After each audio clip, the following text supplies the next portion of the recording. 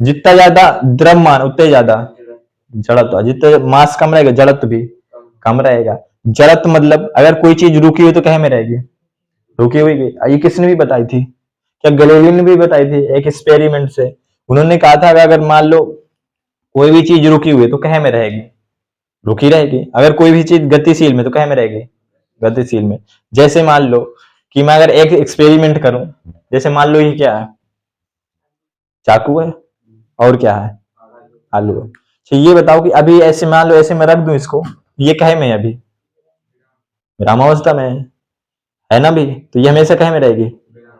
अगर जैसे मान लो इसके ऊपर मैं चाकू रख दूं ऐसे, तो ये कहे में रहेगी, हमेशा विराम में रहेगी ना। तो गैलीलियो ने कहा था, ये तो फिर जड़त्व के नियम न्यूटन ने कहा था कि कोई भी चीज अगर रेस्ट में है तो कहे में रहेगी, रेस्ट में रहेगी। इसको भी ये भी जाना था। भारी आलू, नहीं रुक जा। अच्छा ये बताओ कि जैसे मान लो कि जड़त्व किस पे डिपेंड करता है, मास पर, ठीक है। अगर मान लो मास हमने कम लिया तो जड़त्व गुण भी, इनर्शिया गुण भी कम ही दिखाई देगा ना।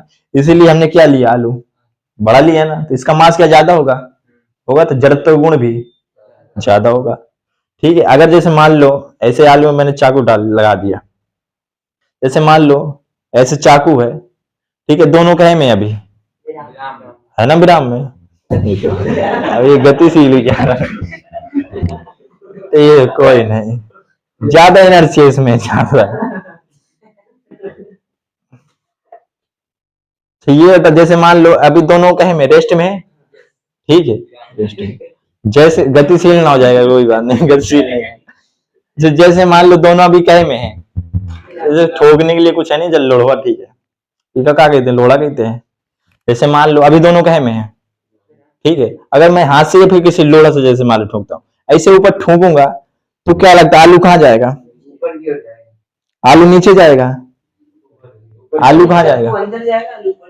जैसे मैं कहूं ऐसे ठोकूं तो आलू ये कहाँ जा रहा है, ऊपर की ओर नहीं, आलू एक जगह रुका हुआ है।